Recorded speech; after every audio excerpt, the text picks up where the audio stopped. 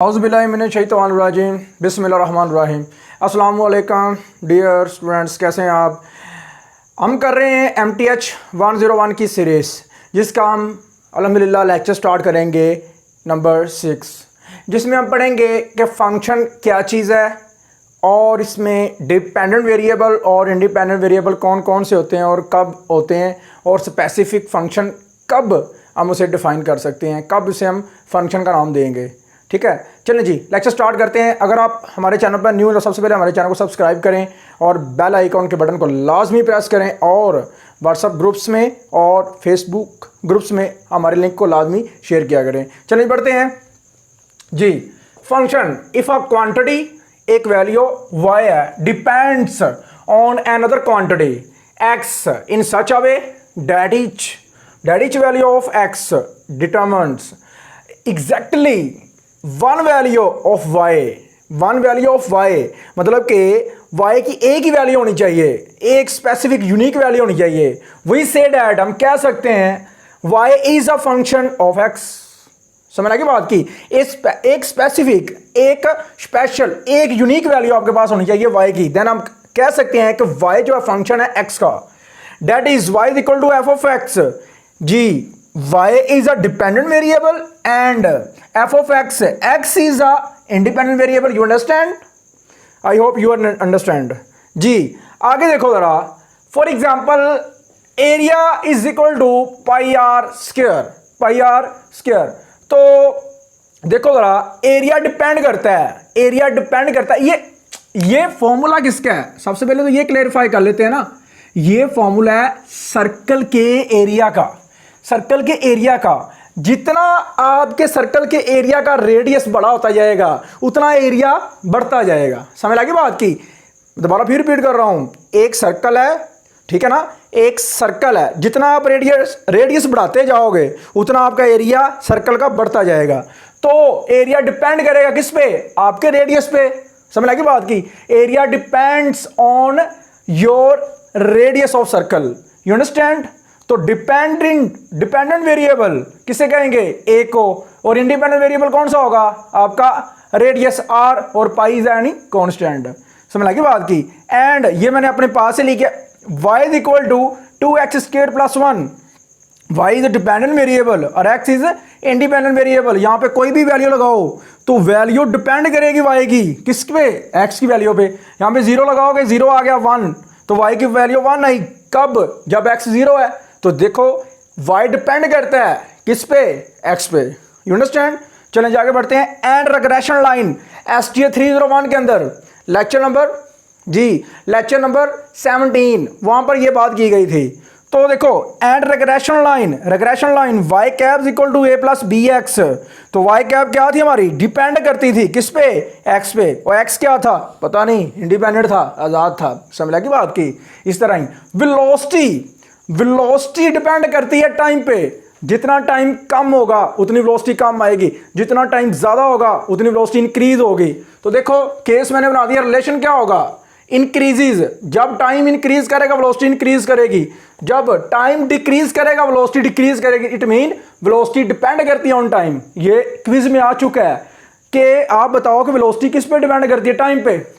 समझ लगी बात की। सिर्फ इसका थोड़ा सा टच था आपके लेक्चर में। उसके बाद आता है कि ये टेबल दिया गया है, x की वैल्यू 0, x की वैल्यू 2, 1, 0, -1/4 और √3 हो, तो आप बताओ कि y की क्या निकलेगी। समझ लगी बात की। ये आ सकता है, क्विज में आ जाता है कि x की वैल्यू दी होती है और y की पूछी होती है। तो देखो 2 लगाओ यहाँ पे, तो कितना आएगा, 2 4 8 और 1 9, ठीक है। फिर आप 1 लगाओ, 4 एकम 4 और 1 5, फिर 0 लगाओ, 0 1, फिर -1/4 लगाओ, 4 के साथ 4 कट गया, -1 + 1 0। फिर आप क्या लगाओ, √3, 4 × √3 + 1, तो क्या आ गया, ये आपके पास वैल्यू पड़ी है, टेबल आपका ड्रा हो गया जी। डियर स्टूडेंट्स, देखते हैं आगे कि डेफिनेशन फंक्शन की ये थी कि उसकी जो वैल्यू होती है ना, मतलब कि y इज इक्वल टू जो उसका इंडिपेंडेंट वेरिएबल होता है वो तो यूनिक होता है, वो तो एक स्पेसिफिक होता है।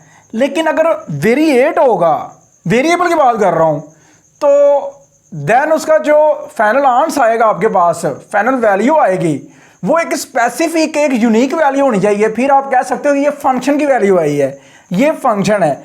अदरवाइज अगर यूनिक नहीं है, डिफरेंट डिफरेंट आ रहा है आंसर आपका एक फंक्शन का, तो देन आप कहोगे कि ये फंक्शन नहीं है, ये फंक्शन वैल्यू नहीं है। समझ आएगी बात की। Note a function y equal two plus minus के रूट एक्स, ये फंक्शन है ही नहीं।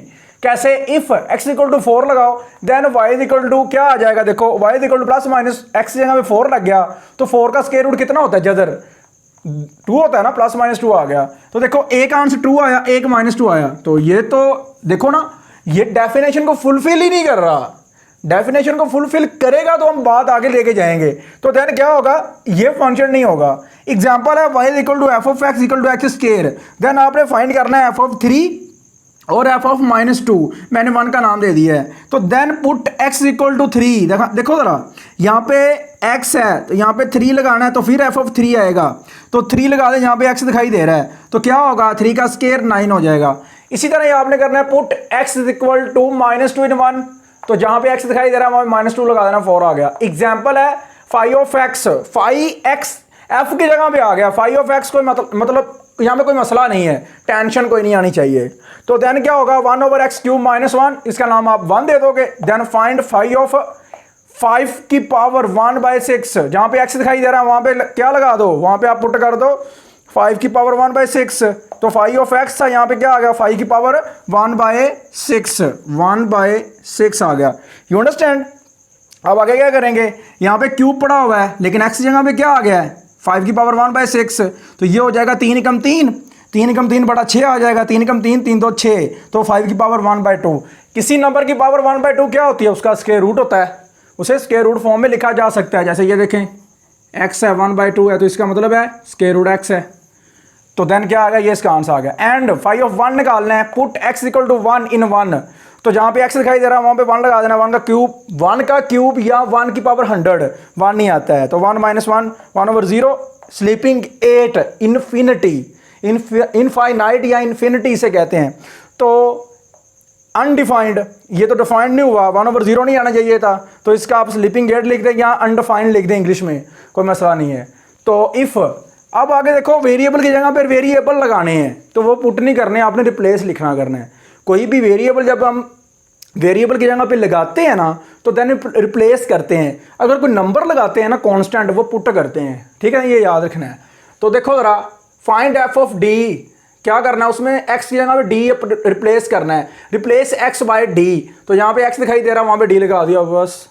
आगे फाइंड एफ ऑफ t -1, तो रिप्लेस x बाय t -1, तो यहाँ पे x दिखाई दे रहा है वहाँ पे क्या लगा दिया t -1। देखो 2x² -1 है, 2 × t -1 होल का स्क्वायर -1, तो स्क्वायर ओपन करो, a का स्क्वायर प्लस b का स्क्वायर -2ab, एक a ये है b ये है -2ab, समझ लगी बात की। तो देन क्या करना है, देखो -2t आ जाएगा, ये -2t आ जाएगा, ये 1, ये t का स्क्वायर ही रहेगा, 2 को अंदर मल्टीप्लाई करो, 2t² प्लस 2 -4t -1, ये वैसे ही आ गया।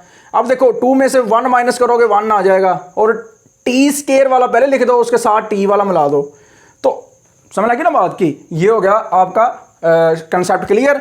उसके बाद आता है आपके पास सेम फंक्शन। सेम फंक्शन क्या चीज़ है, सेम फंक्शन ऐसा फंक्शन कि आप जब भी किसी वेरिएबल की जगह पे कोई नया वेरिएबल रिप्लेस करते हो ना, जब भी आप करते हो, तो देन बात याद रखना कि फंक्शन के ऊपर कोई असर नहीं पड़ता, कोई असर नहीं पड़ता। ये देखो मेरे पास है f of x equal to x square है, तो मैं कर देता हूँ f of c equal to c square, तो ये दोनों फंक्शन बराबर हैं, कोई मसला नहीं है, इसमें कोई टेंशन नहीं है। देखो ज़रा, दोनों फंक्शन बराबर हैं, ठीक है ना, समझ लगी बात की। तो सेम फंक्शन का ये होता है कि आप कोई भी वेरिएबल की जगह पे वेरिएबल प्लेस कर दो, तो उस पर कोई फंक्शन नहीं कोई असर नहीं पड़ता उस फंक्शन के ऊपर।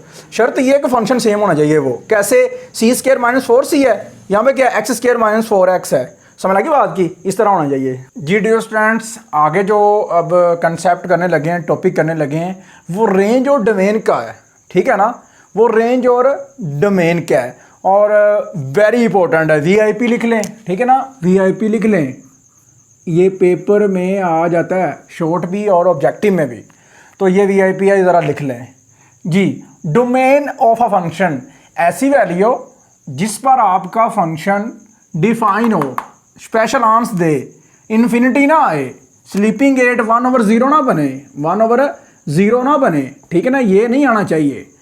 डिफाइन हो मसलन कि आपको वो इन्फिनिटी के अलावा सारी वैल्यूज़ दे, वो क्या होती है, डोमेन होती है किसी फंक्शन की।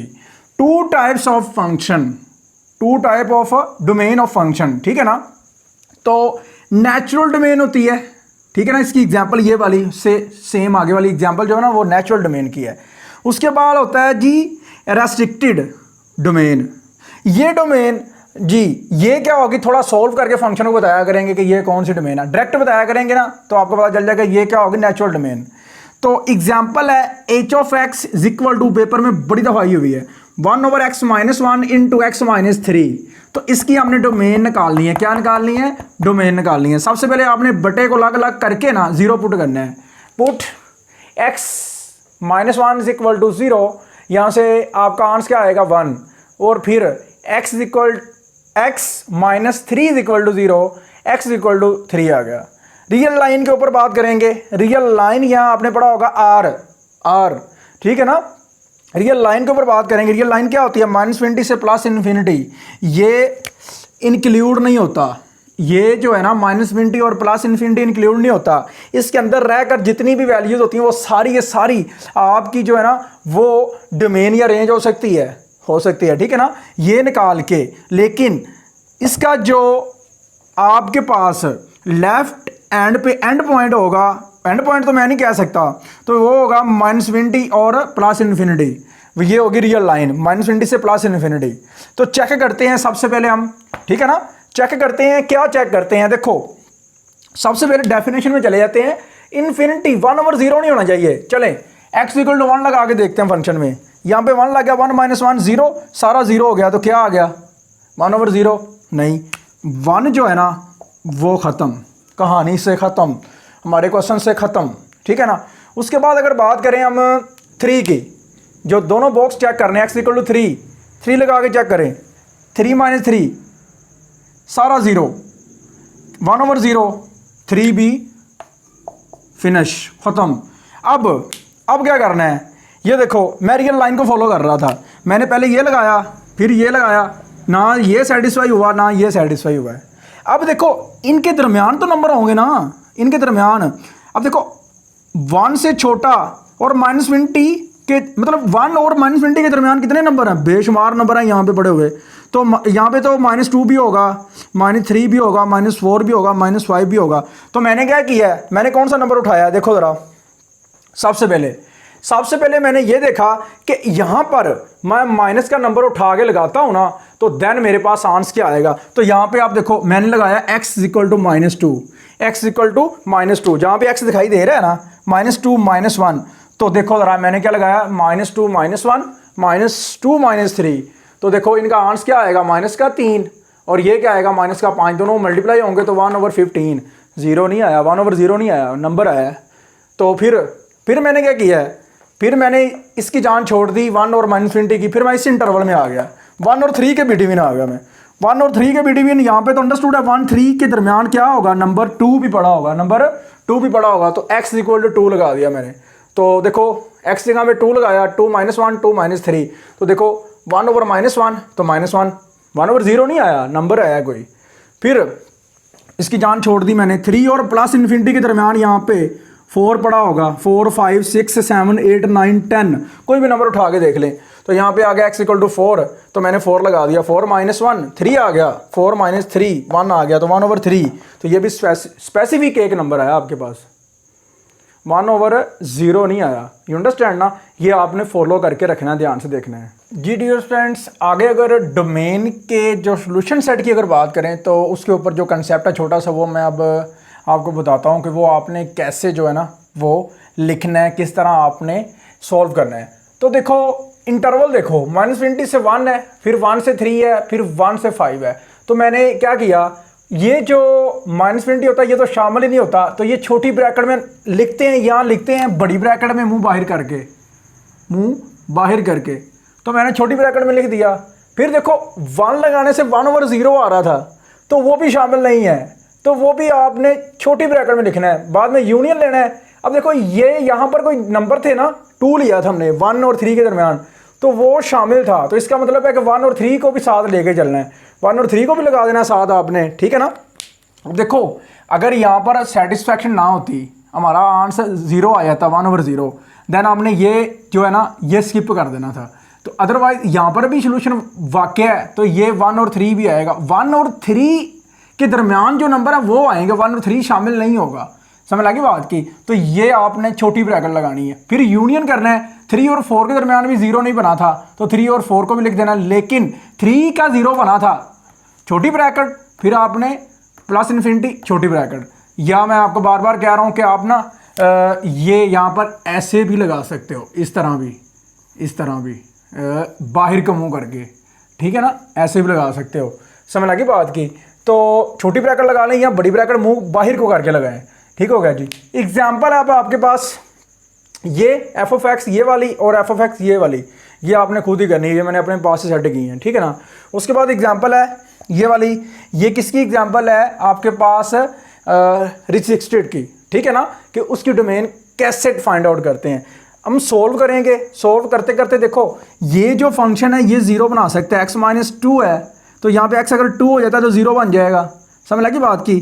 तो देन इसे सोल्व करें, इस फैक्टर को अगर हम ख़त्म कर देते हैं, रिमूव कर देते हैं, तो ये हमारे पास नेचुरल डोमेन नहीं रहेगी, ये हमारे पास रिस्ट्रिक्टेड डोमेन बन जाएगी, नेचुरल डोमेन ख़त्म हो जाएगी। अब देखो x² - 2 का स्क्वायर, x-2 एक दफ़ा प्लस एक दफ़ा माइनस कर सकते हैं ना, तो दोनों को कैंसिल कर दिया, ये देखो फैक्टर कैंसिल हो गया, तो ये तो नहीं रही वो नेचुरल डोमेन। नाउ पुट करके देखो, पुट x-2 = 0। अब देखो 0 पे काम ख़राब हो रहा है, 0 पे कोई भी फंक्शन है ना आपके पास, तो देन ये फंक्शन देखो 0 कब होगा, जब x = 2 होगा। तो देखो रियल लाइन में से आप सिर्फ 2 ही निकाल दो, जो आपके डोमेन को डिफाइन नहीं होने दे रहा, बाकी सारे नंबर तो डिफाइन होने देंगे ना ये इसके रिस्पेक्ट। तो देन क्या करो, आप वो नंबर ही निकाल दो। तो वो कौन सा नंबर है, वो 2 है। x-2 = 0 पुट किया तो 2 आया, तो बटे वाला जो नंबर 2 पड़ा हुआ है इसे ही आप रियल लाइन में से निकाल ही दो। तो इसे छोड़कर बाकी सारे नंबर जो है ना वो आपकी डोमेन है। समझ लगी बात की, क्लियर है। आगे चलते हैं। रेंज बेसिकली भला क्या होता है, जब आप डोमेन फाइंड आउट करना जाते हो ना, आंस पुट कर करके रिजल्ट निकाल रहे होते हो, वो आपकी रेंज होती है। देखो ना, एक नंबर है, पुट किया, आपके पास आंस आया, वो देखिए वो रेंज आ रही है आपकी कि आपके आंसर्स की रेंज कहाँ तक है। तो देखो रेंज वो वैल्यूज होती हैं जो किसी भी फंक्शन की मुमकिन वैल्यूज हम फाइंड कर सकें, और पॉसिबल रिजल्ट्स भी हम कह सकते हैं। अब देखो example f of x = x² है, यहाँ पे दुनिया के कोई भी नंबर लगाओ, 0 लगाओ, माइनस लगाओ, प्लस लगाओ, जो भी लगाओ, ये सारा डिफाइंड है। तो range of f of x = r, पूरी रियल लाइन, पूरी की पूरी रियल लाइन है। समझ लगी बात की। तो इसे तो ये तो बड़ी सिंपल सी है, ठीक है ना। अब देखो आगे एग्जाम्पल है g of x = 2 + √x-1। Square root के अंदर माइनस वाला नंबर नहीं आना चाहिए। समझ लगी बात की। आपके पास इमेजिनरी फॉर्म नहीं पढ़नी चाहिए, अयोटे वाली फॉर्म नहीं पढ़नी चाहिए, जो आपने चैप्टर नंबर 2 किया 9th में, वो अयोटे वाला आपने किया ना, वो आपका योटा नहीं आना चाहिए। अयोटा होता है, योटा स्क्वायर = -1 के इक्वल होता है, और -1 का स्क्वायर रूट अयोटा के इक्वल होता है। इसका स्क्वायर रूट ले लो ना, इसका स्क्वायर रूट लो, तो आपके पास क्या आएगा, अयोटा = स्क्वायर रूट -1 आएगा। तो आपके पास कम्प्लेक्स नंबर की फॉर्म नहीं बननी चाहिए, यू अंडरस्टैंड ना। तो range of f of x = real number, ठीक है ना, ये तो ऊपर क्लियर हो गया। अब एग्जांपल है g of x = 2 + square root x-1। तो देखो ये या तो यहाँ पर 0 आना चाहिए, या आपके पास 0 से बड़े आंसर आने चाहिए। अगर नेगेटिव आएगा तो यहाँ पे क्या बन जाएगा, इमेजिनरी फॉर्म बन जाएगी। इमेजिनरी फॉर्म बनेगी तो आपका फंक्शन डिफाइंड नहीं होगा, रियल लाइन की बात हो रही है, यहाँ पर कम्प्लेक्स नंबर की बात ही नहीं हो रही। तो देन क्या करोगे आप, इसे greater than equal to 0 put करोगे, या तो 0 पुट करोगे या 0 से बड़ा पुट करोगे। x-1 greater than equal to 0, यहाँ पे क्या आ गया, 1 आ गया। रियल लाइन पे डिफाइन करके देख लो, -1 से -∞ से +∞ दरमियान में 1 लगा दो, जानबूझ के डिफाइन किया ना, 1 लगा दिया। अब देखो आंस तो आपके क्या आ रहे हैं, x greater than equal to 1 होना चाहिए, 1 या 1 से बड़ा होना चाहिए। तो रेंज इसकी क्या हो सकती है, range of g of x = 1 या +∞। देखो क्लोज कर दिया है। क्लोज क्यों किया? ये शामिल है, यहाँ पे 1 लगाओ तो 0 आता है। मैंने कहा माइनस का नंबर नहीं पढ़ना चाहिए। मिसाल के तौर पे यहाँ पे आप माइनस का 1 नहीं लगा सकते। जीरो से शुरू होकर मतलब जीरो से sorry x minus 1 is equal to 0 put करो, यहाँ पे 1 आया ना, तो 1 से शुरू होकर आगे तक जा सकते हो। तो यहाँ पर देखो सबसे छोटा नंबर जो लगा सकते हो वो सिर्फ 1 लगा सकते हो। 1 माइनस 1 0 आ गया, तो देखो 0 से आगे आगे आपकी आउटपुट आ रही है। तो देन देखो ज़रा, आप 1 से आगे आगे जाओगे, तो 1 से आगे जाओगे प्लस इन्फिनिटी तक, तो ये इंक्लूड है, अब ये शामिल है, तो ये शामिल कर देना। और ये कभी भी इन्फिनिटी शामिल नहीं होती, वहाँ पे भी मैंने आपको बताया था। अब देखो इसमें क्या ऐड हो रहा है? 2 ऐड हो रहा है। क्या ऐड हो रहा है? 2 ऐड हो रहा है। तो आपकी जो रेंज आएगी वो बेसिकली 2 से स्टार्ट होगी। ये 2 नंबर है ना, 2 नंबर, तो यहाँ पर 1 की जगह पर 2 आ जाएगा। यहाँ पे कोई भी नंबर अगर होता है ना, कोई भी नंबर होता है, मिसाल के तौर पे कोई भी नंबर यहाँ पे आ जाता है, नेगेटिव नहीं आएगा, ये बात याद रखना, क्योंकि यहाँ पे शर्त लग गई है कि पॉजिटिव नंबर ही आएगा। तो यहाँ पे अगर आपके आ जाता 3, तो आपकी रेंज जो होगी 3 से प्लस इन्फिनिटी होगी। तो 1 कॉमा प्लस इन्फिनिटी कंसेप्चुअल, लेकिन देन इसका फाइनल आंसर जो आएगा वो आएगा 2 comma plus infinity. You understand ji dear students? आगे देखते हैं। हमें उसने पूछा हुआ है कि आप ना रेंज निकालो, लेकिन मैंने क्या किया, मैंने डोमेन भी निकाल लिया, रेंज भी निकाल लिया इसकी, ठीक है ना। आपने देख लेना ज़रा। एग्जाम्पल है मेरे पास y is equal to x plus 1 x minus 1 बटे के नीचे x माइनस 1 है, इसे आप 0 पुट करके देख लो, तो -1 तो जाके क्या हो जाएगा? +1। अब देखो 1 ऐसा नंबर है वाहद जो आपका बटा जो है ना 0 कर रहा है। x अगर 1 हो जाता है तो देन आपका आंसर क्या आएगा? 1 माइनस 1, तो देन 1 ओवर मतलब के सॉरी हाँ जी 1 + 1 ओवर 1 माइनस 1, तो क्या होगा? 2 ओवर 0। तो ये तो इन्फिनिटी आ रहा है, डिफाइन नहीं हो रहा। तो देन अगर 1 निकाल दिया जाए तो बाकी सारी आपकी डोमेन है, आपका फंक्शन डिफाइन हो जाएगा लाइन के ऊपर। तो मैंने क्या किया, domain of y is equal to real line में से ना r में से 1 को माइनस कर दिया है। लो जी ये इसकी डोमेन आ गई।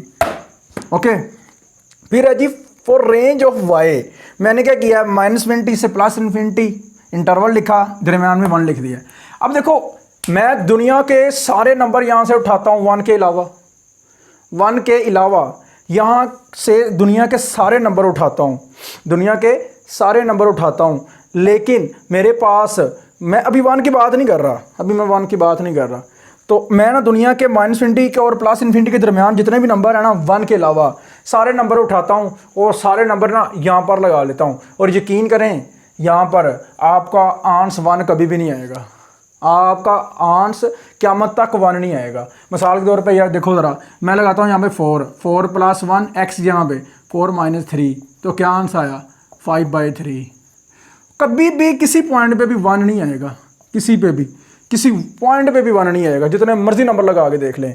तो देन देखो हमेशा बात याद रखना, डोमेन और रेंज इस तरह का केस अगर बन जाता है तो पहले डोमेन निकाल के देख लेते होते हैं। और अंडरस्टूड ऐसा होता है कि कई ऐसे फंक्शन होते हैं जिनकी डोमेन और रेंज सेम होती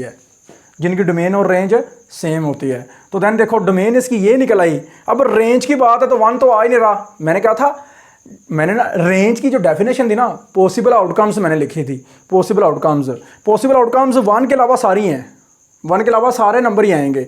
देखो -∞ नहीं आएगा, 1 नहीं आएगा और प्लस इन्फिनिटी नहीं आएगा, बाकी सारे नंबर आएंगे। तो देन मैं क्या करूँगा, रियल लाइन में से ना 1 को माइनस कर दूंगा, तो देन मैं कह दूंगा कि ये मेरी डोमेन है। तो देख लें, सॉरी रेंज है, ठीक है ना, वो मेरी क्या है? रेंज है। देख लें ज़रा, range is equal to real line में से मैंने 1 माइनस कर दिया। तो देखो ये मेरी पॉसिबल आउटकम्स है, जो मेरे पास है पॉसिबल आउटकम्स आ गई हैं। वो क्या है, अगर 1 नहीं आ रहा तो बाकी सारे नंबर तो आ रहे हैं ना, -∞ से प्लस इन्फिनिटी बिटवीन सारे आ रहे हैं 1 के अलावा, ठीक है। फंक्शन डिफाइंड पीस वाइज, अगर इस तरह का फंक्शन दिया जाता है जिसकी एक स्पेशल वैल्यू नहीं होती, ये इंटरवल दिए जाते हैं, ठीक है, एक ये वैल्यू दी गई है, एक ये दी गई है, इसका इंटरवल ये दिया गया है, तो देन हम इसे कह सकते हैं कि ये ना फंक्शन दिया गया, लेकिन दिया गया है पीस वाइज है, टुकड़ों में बटा हुआ है। You understand? बस बाकी कोई मसला नहीं है, ऑब्जेक्टिव में आप पूछ सकता है। आगे हाँ जी, रिवर्सिंग, ठीक है ना, reversing the roles of x and y. Reversing क्या चीज़ होती है? रिवर्सिंग किसी भी फंक्शन का तब होता है, रिवर्स होता है जब आप एक्स और वाई की दोनों की वैल्यू निकालते हो एक फंक्शन से ही। तो देखो ज़रा, करना क्या है। अच्छा एक और बात है, ये जो फंक्शन दिए गए हैं ना, ये एक्सप्लिसिट फंक्शन है, इम्प्लिसिट नहीं है, ठीक है ना। इम्प्लिसिट जो फंक्शन होते हैं उसकी वैल्यू निकल नहीं सकती, एक्सप्लिसिट की एक्सप्लेन हो जाते हैं, फंक्शन निकल आते हैं। यहाँ से आप देखो, मैंने यहाँ से वैल्यू किसकी निकालनी है, वाई की, तो वाई की वैल्यू निकालूंगा, क्या होगा, ये उधर जाके माइनस हो जाएगा 3x, और 2 उधर जाके दोनों नंबरों के बारी बारी डिवाइड हो जाएगा। देखो 2 एकम 2, 2 3 6, 3 आ गया, और ये 3 बड़ा 2x आ गया, तो 3 - 3/2 इंटू एक्स, ये y की निकल आई, ठीक है ना। तो उसके बाद इसी तरह ही मैंने क्या करना है, अब x की निकालनी, ये मैंने उठा के इधर माइनस कर देना है और 3 डिवाइड कर देना है, 3 एकम 3, 3 2 6, -2/3x, तो ये मेरे पास x की वैल्यू निकल आई। यू अंडरस्टैंड ना। आई होप लेक्चर की समय लगी होगी। आगे इंशाल्लाह आपने डॉक्टर्स के तो ऑपरेशन सुने होंगे कि डॉक्टर जो ऑपरेशन करते हैं बंदों के, ठीक है ना, इंसानी ह्यूमन बॉडी के ऑपरेशन करते हैं। इंशाल्लाह अब मैथ के ऑपरेशन पढ़ेंगे लेक्चर नंबर 7 में, ठीक है ना। मेरे लेक्चर नंबर 7 का वेट कीजिएगा, इंशाल्लाह वो भी अवेल हो जाएगा आपके लिए, ठीक है। और ज़्यादा से ज़्यादा जो ना हमें सपोर्ट करें कि आपको ज़्यादा से ज़्यादा हम लेक्चर प्रोवाइड कर सकें, ठीक है जी। फेसबुक ग्रुप पे, व्हाट्सअप ग्रुप पे, हर जगह पे, एवरीथिंग, जहाँ भी सोशल मीडिया पे, हर जगह पे हमारे लिंक को शेयर किया करें, और ग्रुप स्टडी लाजमी किया करें। कैंपस में बैठ के हमारे लेक्चर्स सुना करें, और कमेंट सेशन में लाजमी हमारे लिए प्यारे प्यारे कमेंट छोड़ा करें। ओके, अल्लाह हाफिज़।